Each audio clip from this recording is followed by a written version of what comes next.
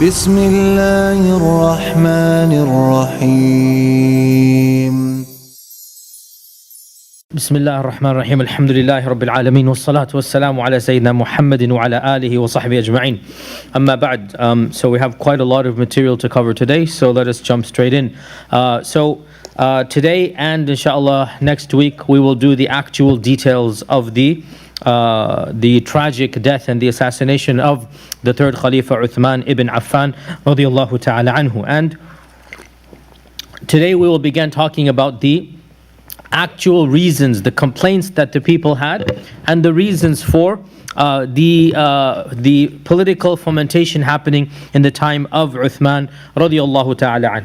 Now, in a nutshell, the assassination of Uthman and the subsequent major battles that took place after the death of Uthman, in reality, you can say that there's one very simplistic reason for this occurrence. And that is that the social, political, and religious changes that enveloped the entire region were simply too swift. Too much was happening too fast. And there was bound to be some type of backlash, some type of negative consequences. You can call it, like, let's say, growing pains. And we also have to realize that the Prophet Muhammad ﷺ explicitly predicted the trials between the companions. And in many authentic ahadith, the Prophet ﷺ, speaking to the companions and saying things that are going to happen in their own lifetimes, he told them of a number of things to be careful of. He told them that fitan will come like the waves of the ocean. Trials will come like the waves of the ocean, enveloping all of you. He told them that a time will come when the one who sits in his house and breaks his sword will be the best person. He told them that Allah subhanahu wa ta'ala will test you in this world by your internal fighting, so that in the next world you shall be forgiven. He said that my ummah is an ummah that is shown mercy in the next life. All of its trials are in this life. So he mentioned that the ummah would have many trials and tribulations. And he warned the ummah of ignorant leaders, that people, rabble, riffraff would be taken as leaders and would fight against the legitimate rulers. And he mentioned people whose speech would be beautiful but whose actions would be harmful. They seem to be calling to something good, but in reality their actions are nothing but evil. He mentioned to us in many ahadith that once the sword is unsheathed, it will never be put back in. Meaning once the civil war begins, the ummah will never be united. And indeed, as one of the Sahaba said, Hudayfa ibn al-Yaman, he said that the beginning of the fitna was the assassination of Uthman, and the end of the fitna will be the coming of Dajjal. So literally, Hudayfa, who is the one who knows trials the most, Hudayfa was the one who said, the first major fitna is the death of Uthman. There will be no ceasefire until the coming of Dajjal. Non-stop, trial after trial, until the coming of the Dajjal. And in particular, our Prophet ﷺ pointed towards the east. And he said, Al-fitnatu min hahuna. The trials will come from there. And he said that that region is where the horns of shaitan come out from. And the east meaning al-mashriq, meaning the lands basically of Iraq and the newly conquered territories. And in fact, this is exactly where most of the trials came from. The deviant understandings of Islam, the groups that opposed the Sahaba, the groups that killed the Sahaba, the Khawarij, the groups that cursed the Sahaba, the groups that denied Qadr, the groups that denied Allah's names and attributes. All of these groups are coming from that particular region. And of course, these predictions have their causes that we can see in our own, if you like, material world. There are some detailed reasons as well why there is so much trials happening during this time. And again, to summarize some of these changes, of the changes that is happening, of course, is the new conquest of Islam.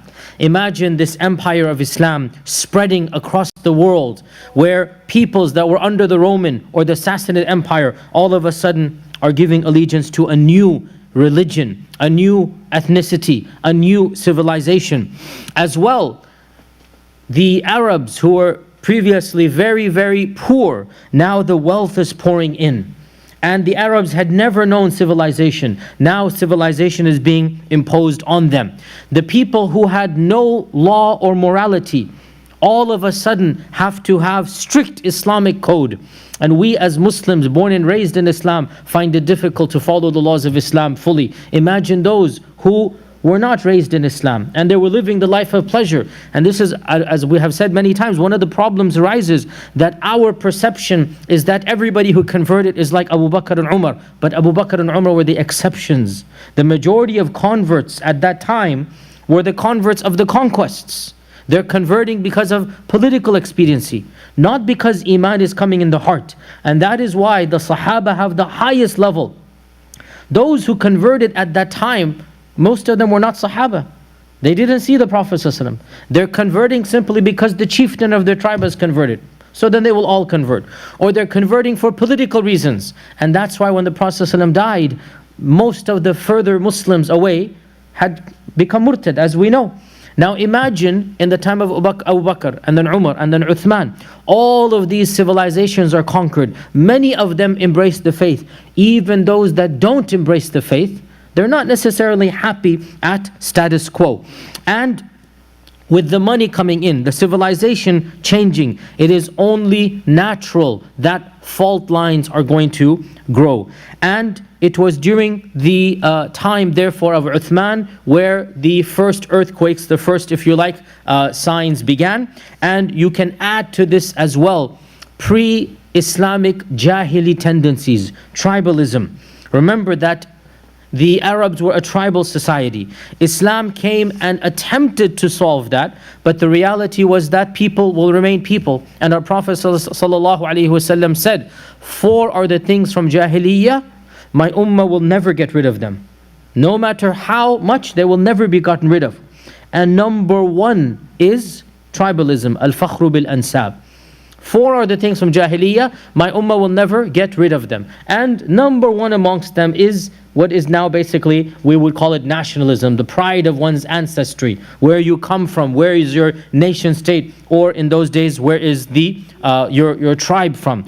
And realize that much of the problems that are coming are criticisms of the Quraysh and also in particular of the Banu Umayyah. So there is this sense of jealousy, and one of the criticisms is that Uthman preferred the Banu Umayyah, that there is this sense of tribalism. Some have also pointed out that there was also a sense of greed amongst the new converts, those that were not Sahaba, when they saw the Sahaba being treated financially in a very positive manner. Remember, when the money is coming in, Umar and Uthman continued this, gave Sahaba stipends according to their seniority. Now, imagine a person who's just converted in Iraq or in Egypt or whatnot, and he doesn't have that stipend. He doesn't have that.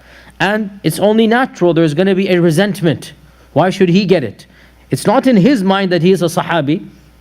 They don't have that iman.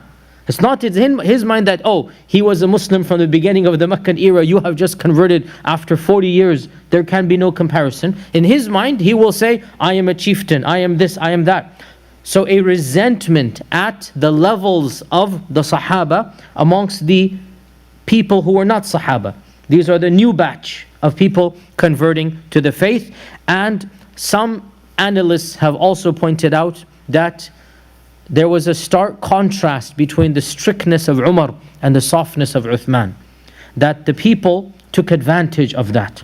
That Umar radiallahu an, we know how strict and authoritarian he was. And Uthman, his mizaj was exact opposite.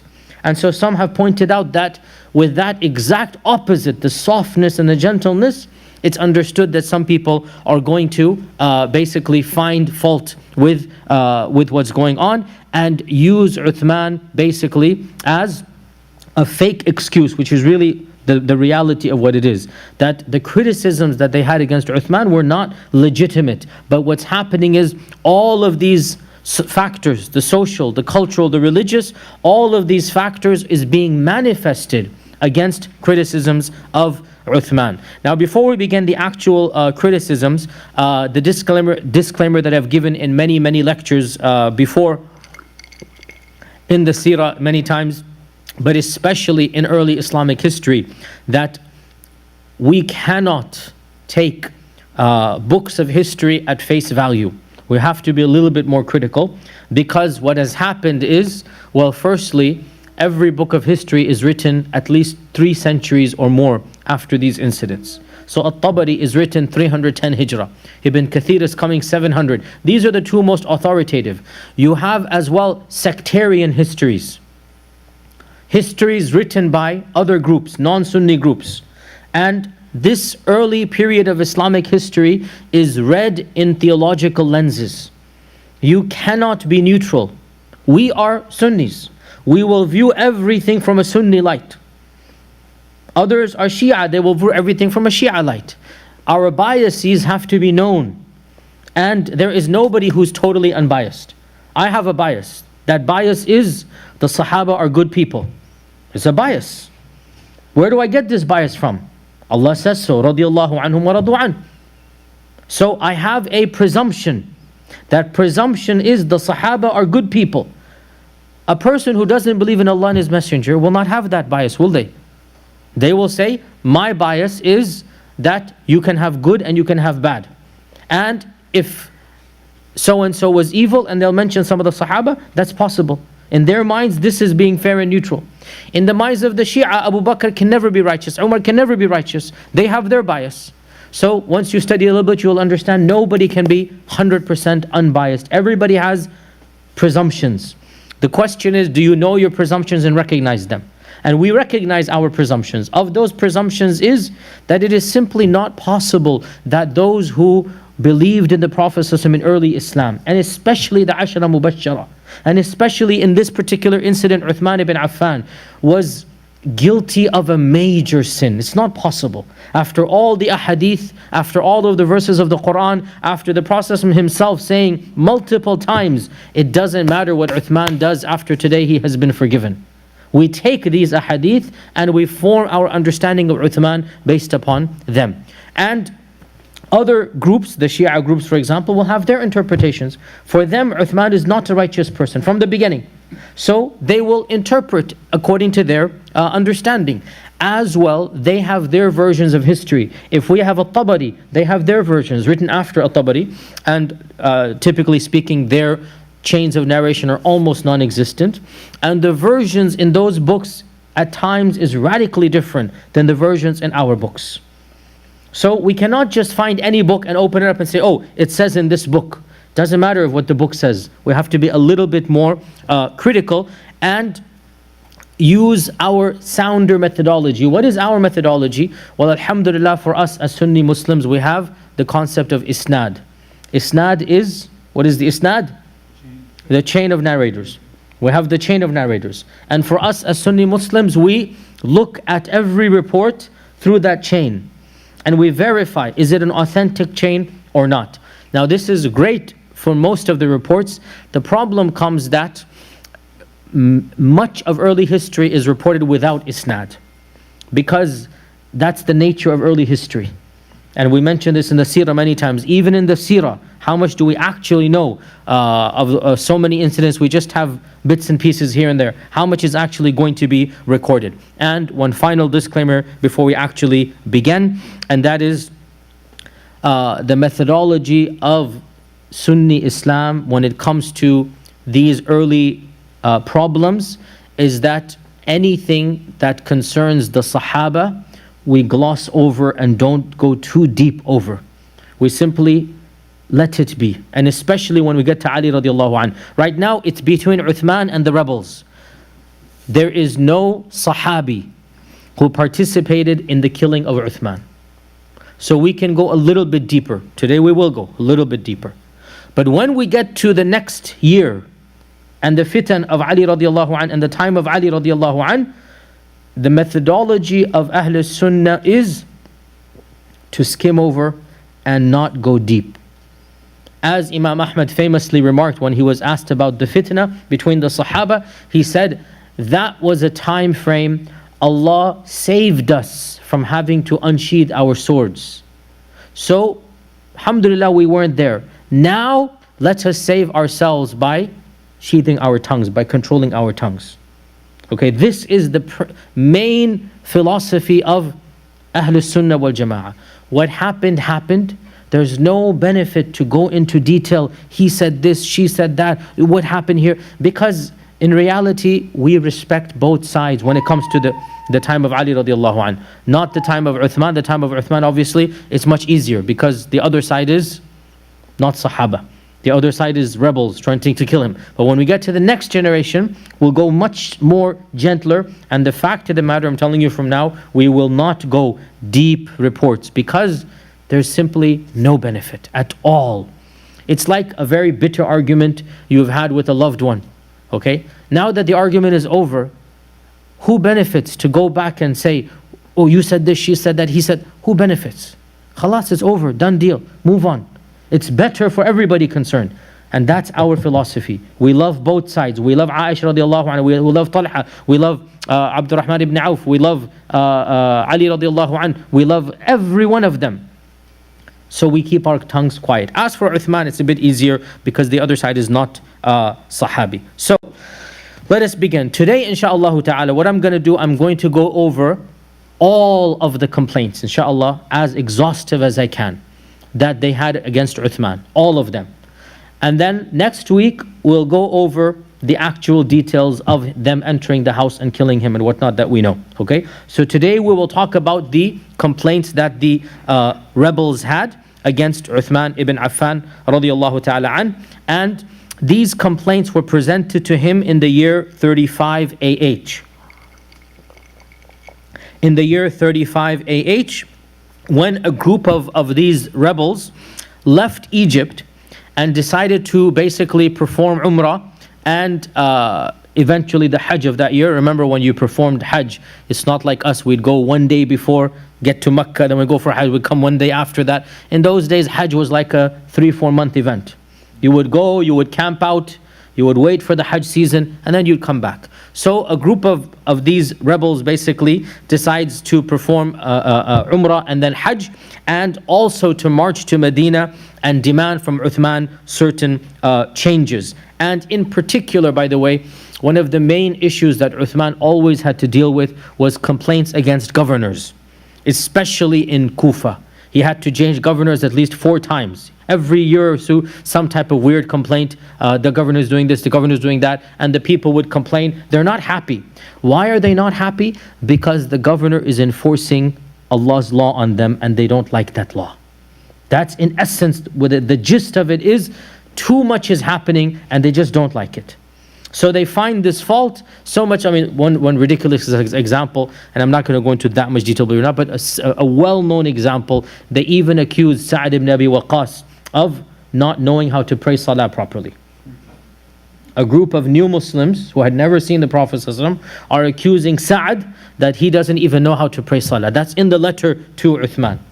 So imagine, this is the mentality, that they simply want to get rid of the status quo and to put themselves in charge. Wealth is coming in, but they're not getting it. Power is there, but they don't have it. So they're complaining. They're finding all of these faults to complain. So eventually, in the 35 AH, in the month of Dhul Hijjah, they gather outside of Medina and they begin to send basically delegations until finally they have a long list of complaints, and these are the complaints we will do. Now, alhamdulillah, 4 or 5 of them we have already discussed in a lot of detail. So we'll just mention, and I don't have to discuss them, okay? Number 1, we already discussed, the burning of the mushafs. Okay? So one of the complaints, Uthman burnt the mushafs. We already discussed that. We explained what is the correct understanding. This was the saving of the Quran. That Allah Azza wa Jal preserved the sanctity of the Quran through the wisdom of Uthman radiyallahu ta'ala an. And that is why, alhamdulillah, even the groups that don't like Uthman use the script of Uthman in the Quran. We thank Allah. There are no 2 Qurans in the Ummah.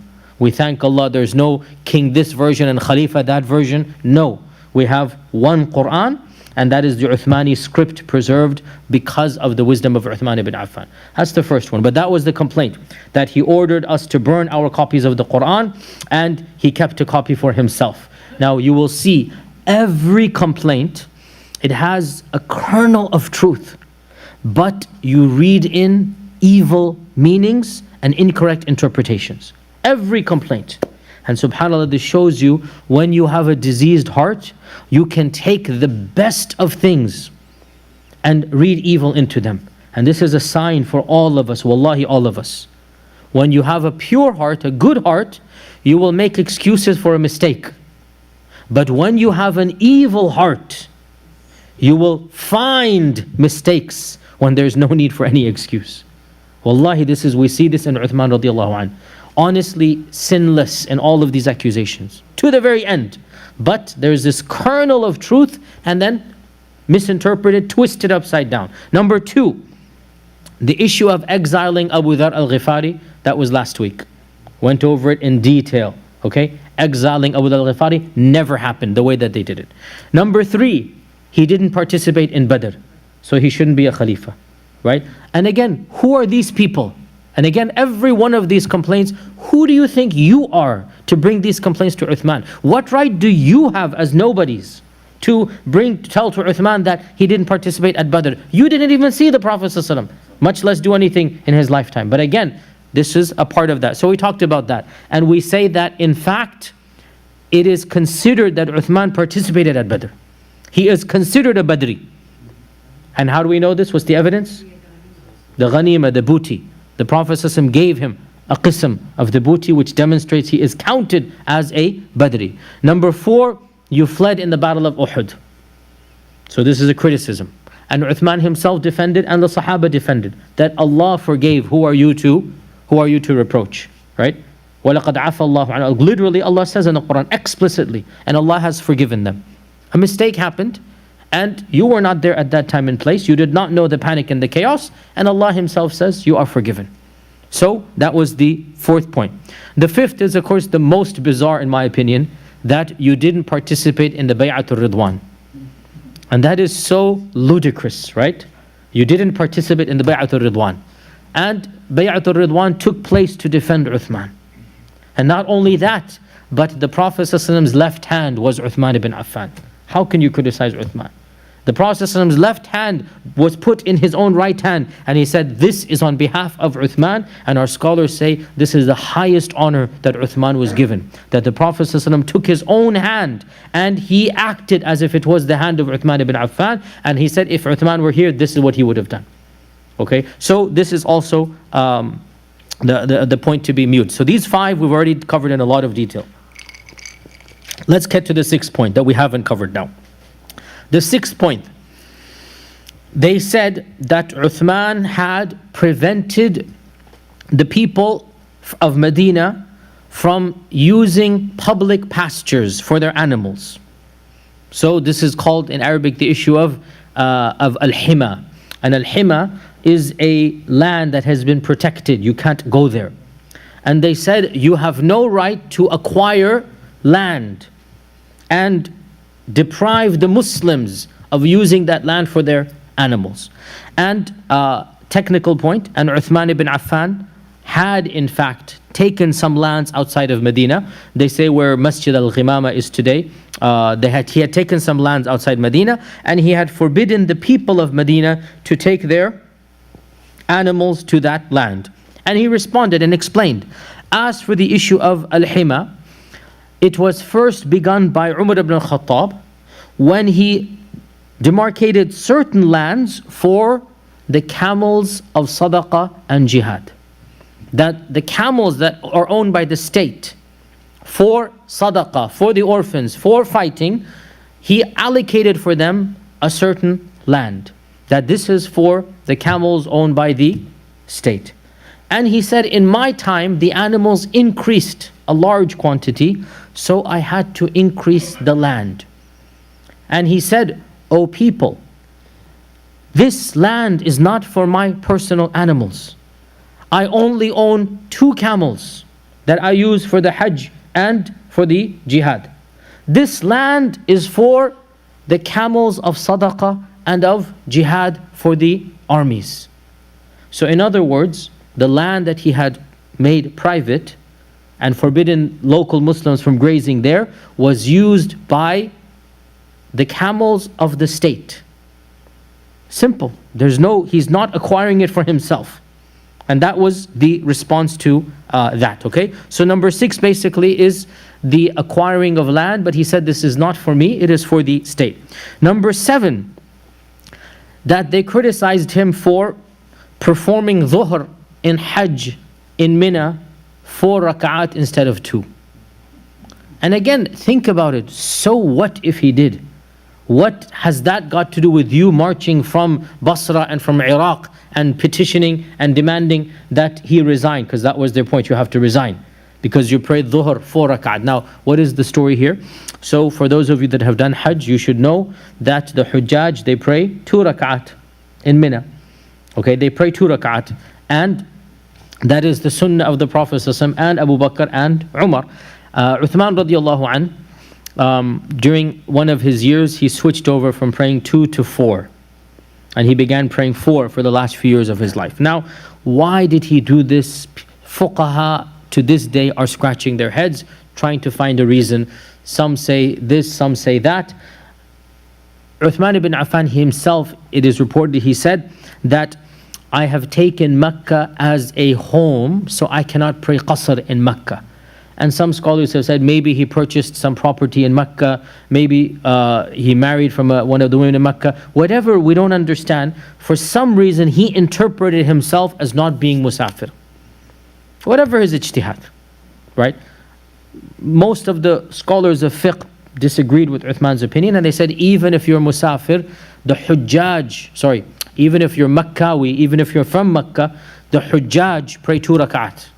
In Arafat, in Muzdalifah, they pray 2 rak'at as a rukhsah for even the person from Mecca. Okay, this is the position of the vast majority of fuqaha. Still, Uthman made an ijtihad.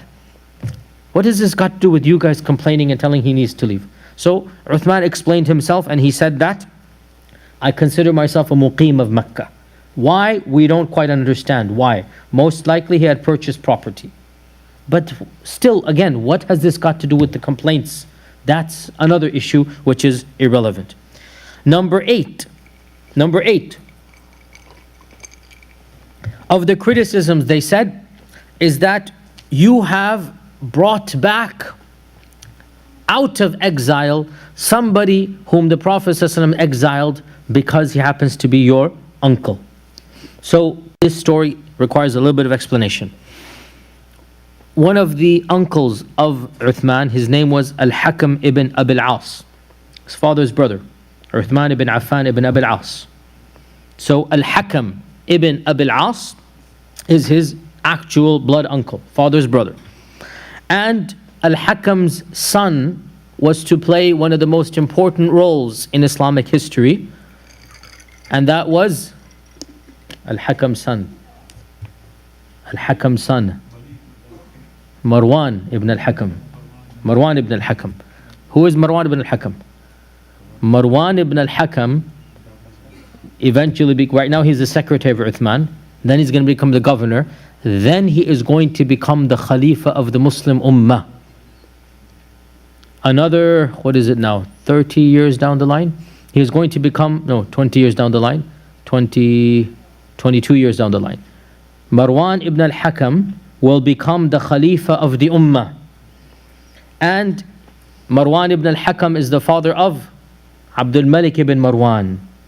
And Abdul Malik ibn Marwan had 4 khulafa as sons, one after the other. The only Khalifa in our history who had 4 sons, khulafa, and in between was Umar ibn Abdul Aziz. In between that, right? So this is Abdul Malik ibn Marwan ibn al-Hakam. By the way, so what happened? Muawiyah, of course, is the founder. Muawiyah's son is Yazid. Yazid dies. Yazid has a son, Muawiyah, ibn Yazid ibn Muawiyah. Muawiyah was 19 years old, the grandson of Muawiyah. Muawiyah was very young and very sick, and he dies within a year or two. And he doesn't have a son. So after Muawiyah's grandson, Muawiyah, dies, Marwan, the cousin of Uthman, becomes the Khalifa. And all of the Khulafa of the Umayyads come from the line of Marwan. other than Muawiyah and Yazid and Muawiyah. The rest of the Umayyads are not from Muawiyah's lineage. They're from Banu Umayyah, because again, Muawiyah and Marwan are second cousins. So they're from the Banu Umayyah, but they're not from the line of Muawiyah. They're from the line of Marwan. This is the Marwan. So Marwan's father is Uthman's uncle. No, uncle. Marwan is the cousin of Uthman. First cousin. Marwan's father is the uncle of Uthman. Now, according to some books of history, when the Prophet ﷺ conquered Mecca, some of the bitter enemies of Islam were asked to leave Mecca and settle in Ta'if. And of them was Al-Hakam ibn Abil As. Of them was Al-Hakam ibn Abil As. Now, it is unclear what happens to Al-Hakam. According to one report, he eventually is allowed to return to Mecca. And according to another, he remains in exile, basically from Mecca. Now, Ibn Taymiyyah responds to this allegation that how can Uthman have brought Al-Hakam back? And Ibn Taymiyyah says that firstly, the whole story of Al-Hakam being sent to Ta'if in exile is not something that any book of hadith reports. It's something that is simply found in the myths and the fables of later historians, and Allah knows if it's true or not. We don't know. Secondly, he said that even if he was sent into exile, he was sent to Ta'if. That has nothing to do with Medina. And Uthman tells him to come to Medina. Has nothing to do with Medina. Thirdly, even if he was sent into exile, this does not imply that the exile cannot be rescinded at a later date. You send a person into exile for a year, for 2, for 5. Uthman, as the leader, does have the right to rescind the exile. So even if he brings him back, that is his right and not any problem in that. And then fourthly, Marwan in all of this exile is sinless. That's his father. And Marwan only left Mecca. Now, by the way, is Marwan a Sahabi or not? Marwan is considered to be a special category of Sahaba, those who saw the Prophet as a child. So Marwan is a young boy at the time of the conquest of Mecca. He must have seen the Prophet ﷺ, but he's not interacted with him. Okay, he's probably 5, 6 years old, and he sees the Prophet ﷺ, but he doesn't actually interact with him. So this is a category of Sahaba that, yes, technically he is a type of Sahabi, but he's not the type that has basically narrated from the Prophet ﷺ or interacted with him. Marwan has not reported any hadith.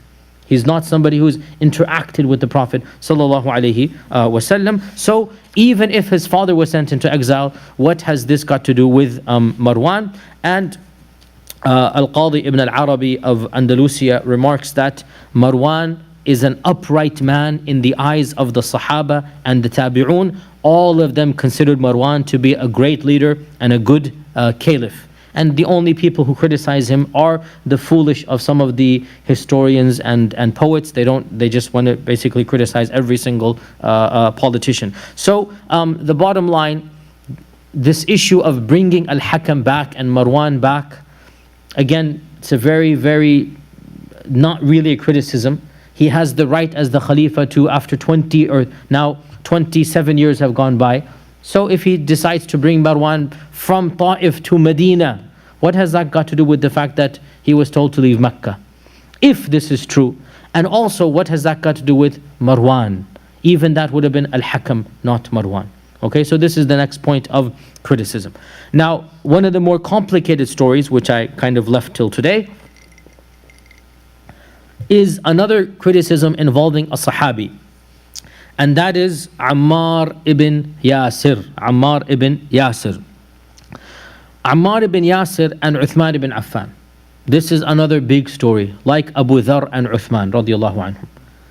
And I will not go into that level of detail as I went into Abu Dharr, but in a nutshell, this is one of those stories where once again you find various narratives amongst Sunnis and Shia that are really contradictory to one another. Okay? Now remember, Ammar ibn Yasir, For the Shia, he's one of the arkan. Who are the arkan? Remember, what's the arkan? There are 4 Sahaba who are considered to be supporters of Ahl al-Bayt. Okay?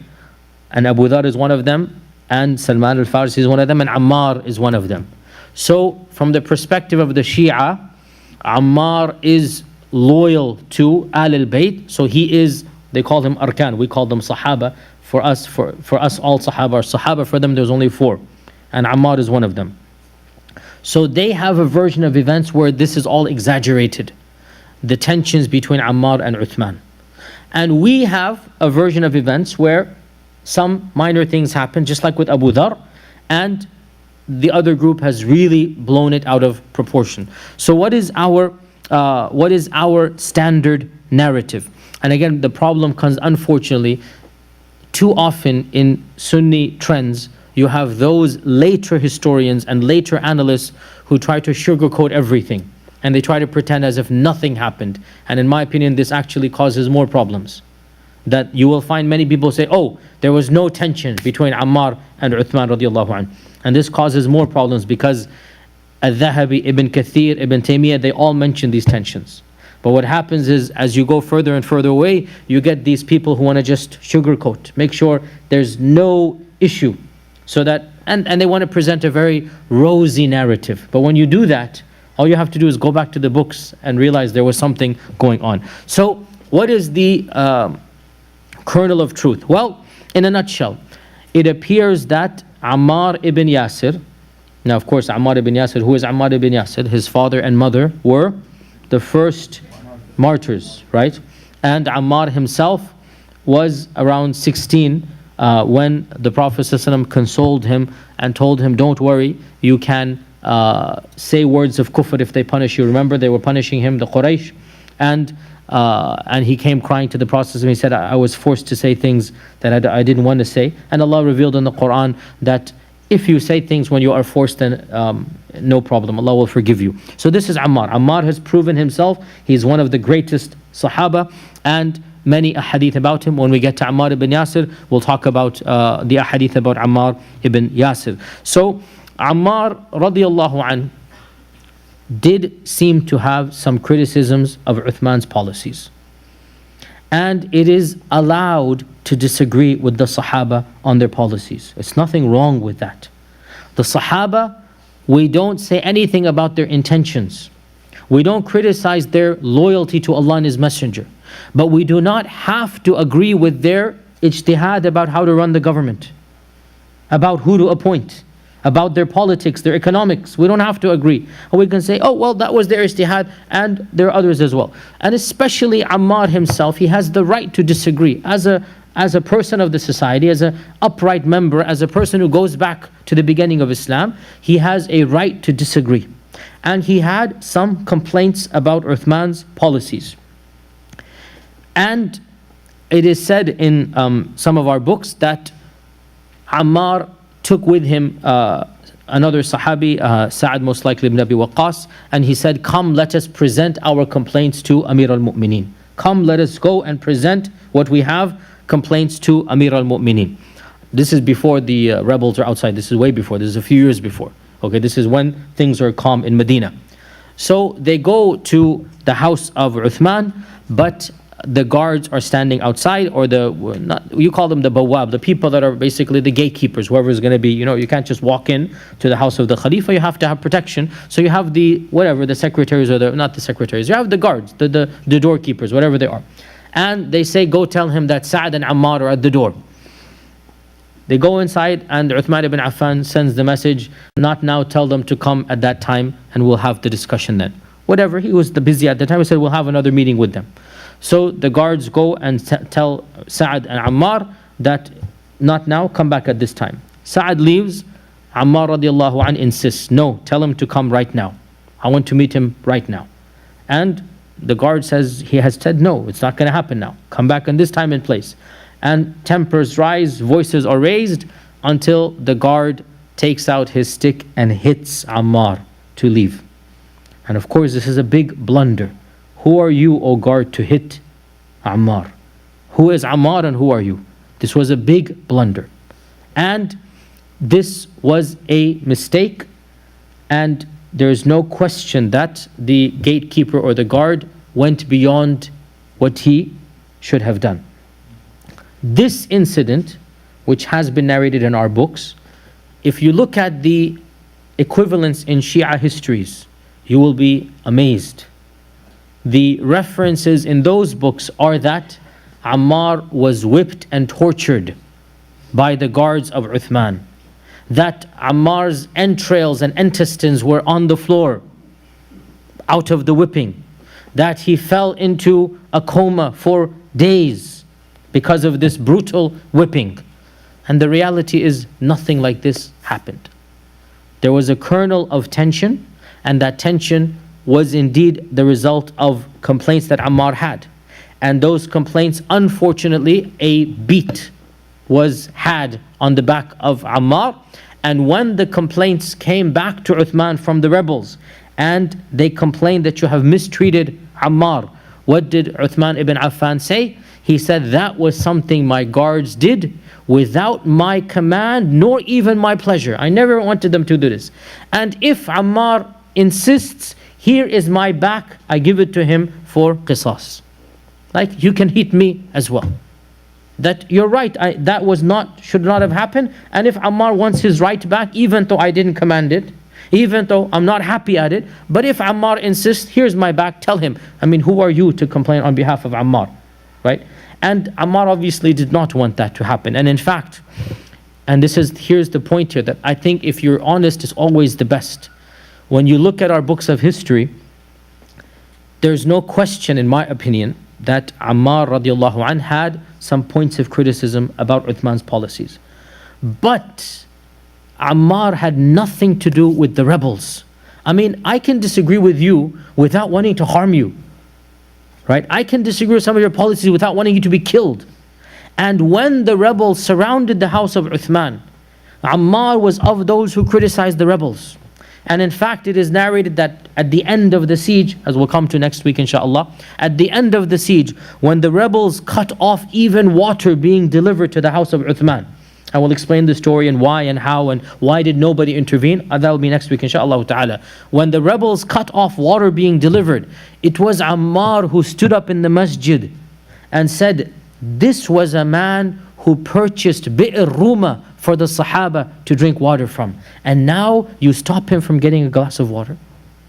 So it was Ammar who criticized the rebels for laying the siege to Uthman. How then can you flip it around, as the other group does, and claim that Ammar was on the side of the rebels? So honesty is the best policy.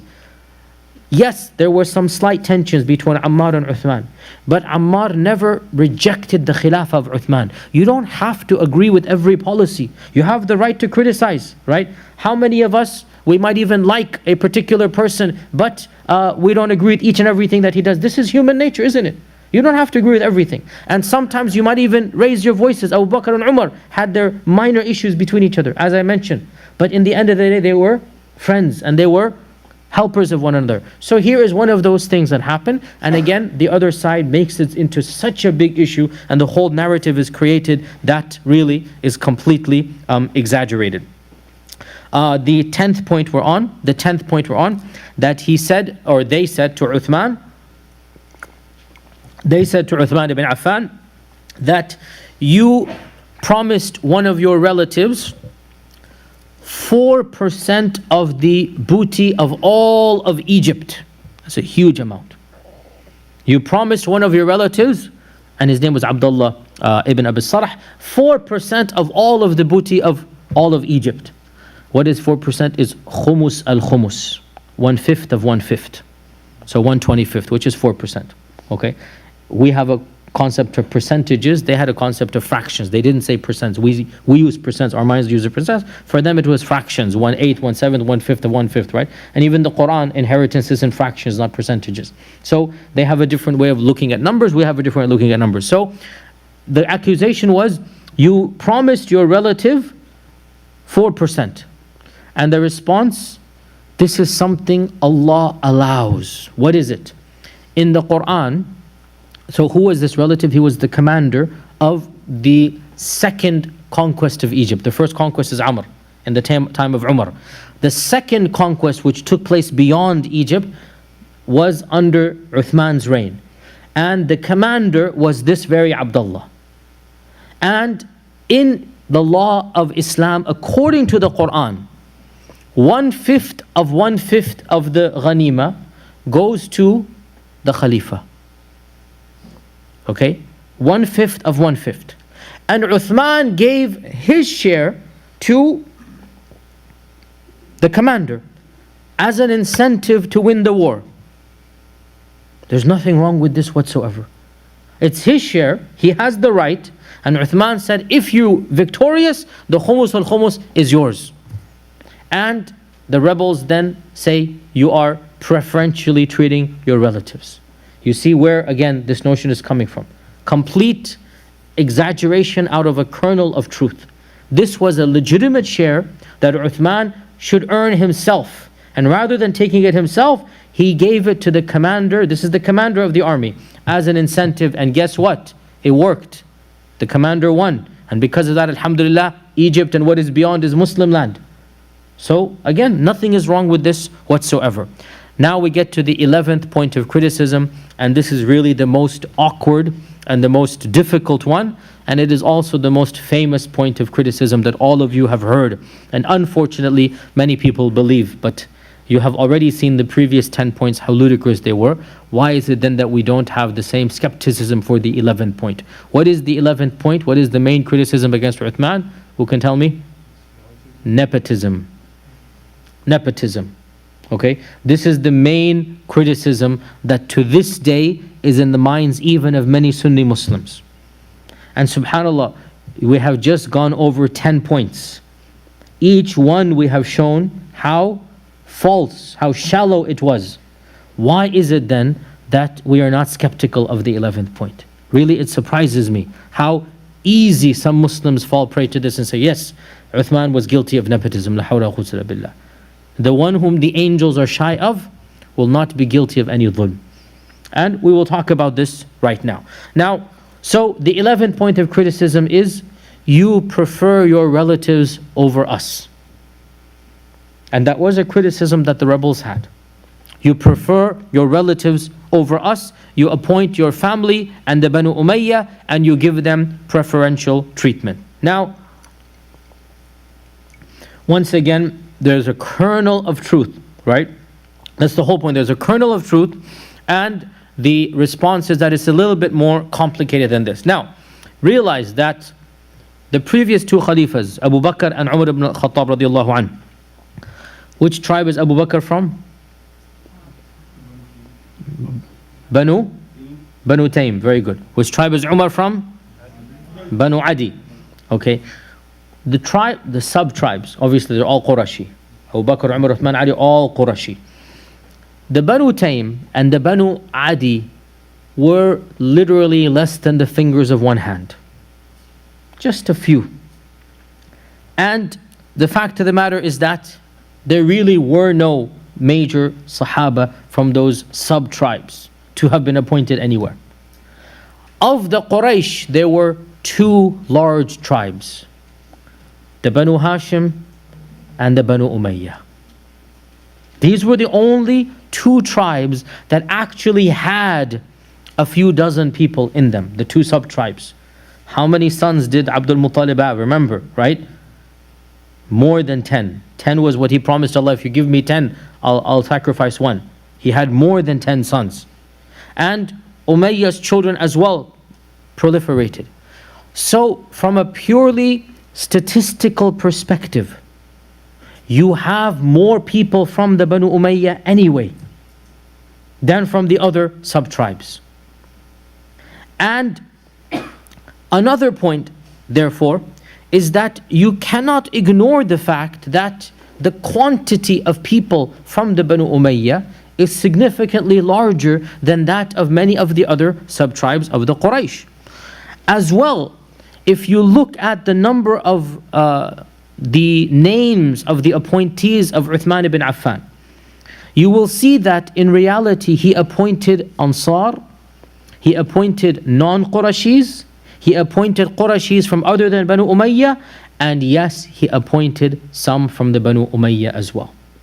Simple reading of the lists of governors, simple reading of the list of appointees of Uthman will disqualify the notion that there was blatant preferential treatment. Uthman ibn Affan radiallahu anh did not appoint the majority of posts from his kith and kin. There's no question about this. All you need to do is to look at the names of the appointees. However, since the number of people from Banu Umayyah is more than from other tribes, and since they are indeed from the Quraysh, yes, it is true that we have a small yet not insignificant percentage of appointees from the Banu Umayyah. Is it statistically more than what would have happened anyway? We don't know, because how many were non-Qurashi, how many, we don't know. We really don't know. But in the end of the day, it is clear that there is no blatant, clear-cut nepotism. It's not as if all other positions are being blocked and only the Banu Umayyah are being given this position.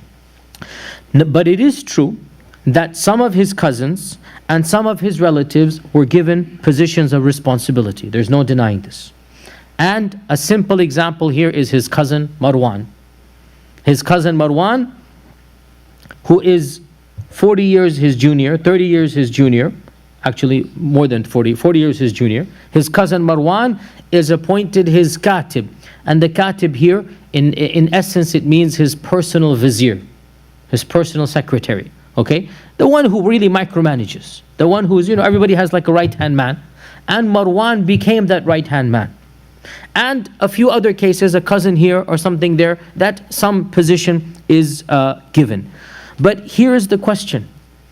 Is it wrong for Uthman to appoint a cousin to be his most trusted advisor?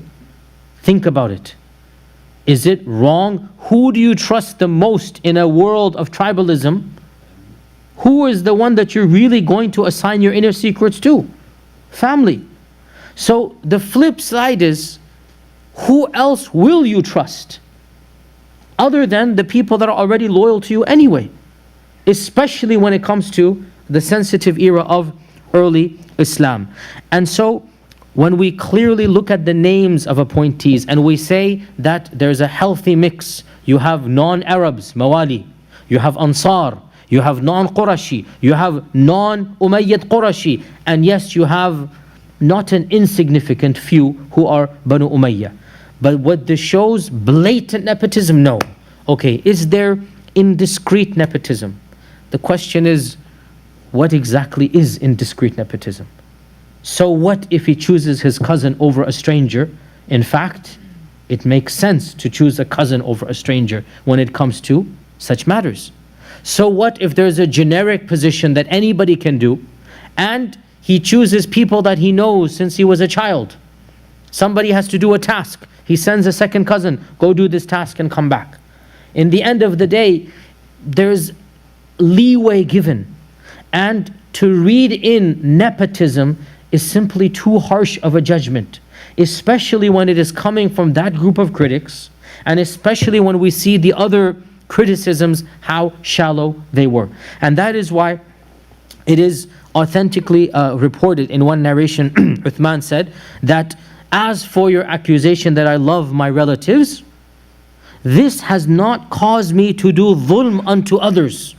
Meaning, of course I love my relatives, but I haven't taken that love to do dhulm unto others. Rather, I gave them responsibilities and I called them to task for those responsibilities.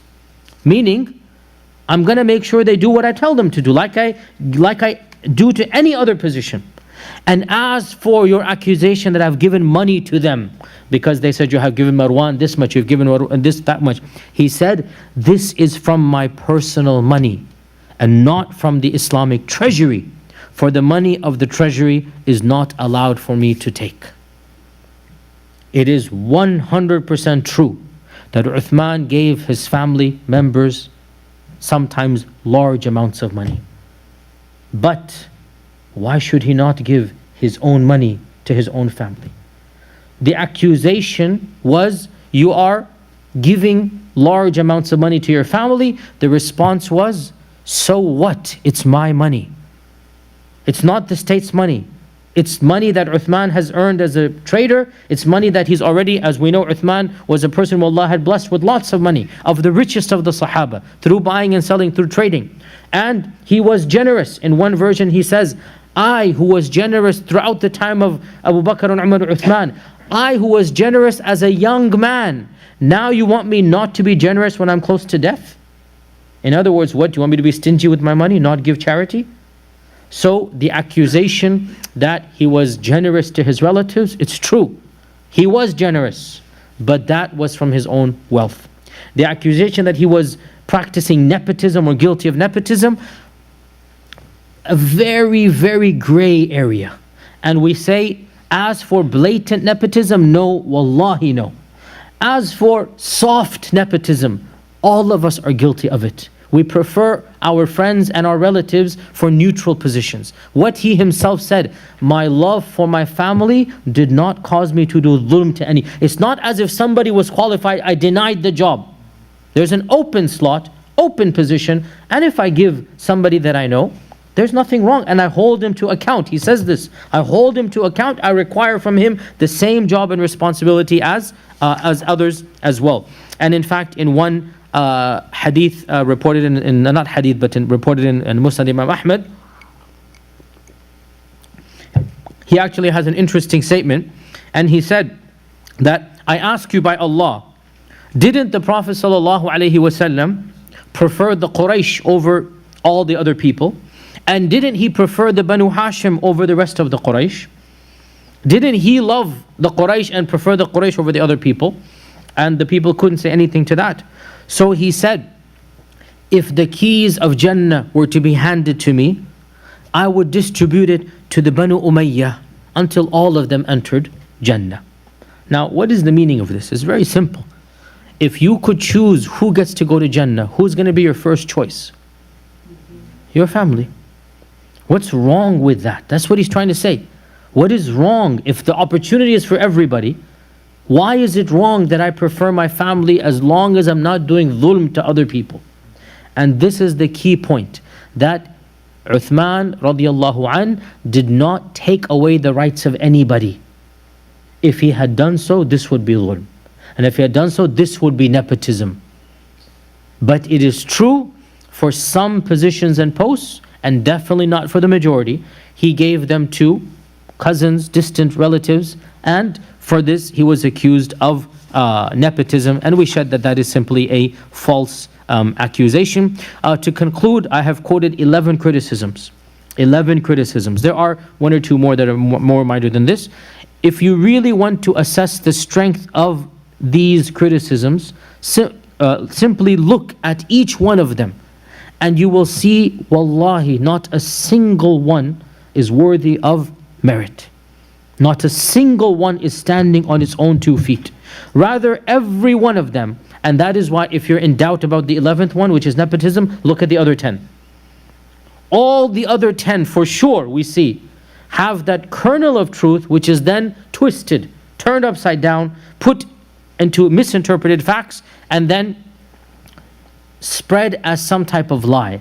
And the same goes for the 11th one as well. And the fact of the matter is that these rebels were not in reality serious about these accusations. Rather, they have other grievances, and those grievances go back to money and power. Those grievances go back to greed. It's as simple as that. And they wanted Uthman to step down so that they could in effect take over and get a share of the pie. We have explained so many times the amount of money pouring in and the power of the ummah. And these people have been deprived of it. And so they should be deprived. They're not worthy of it. But they are not happy at status quo.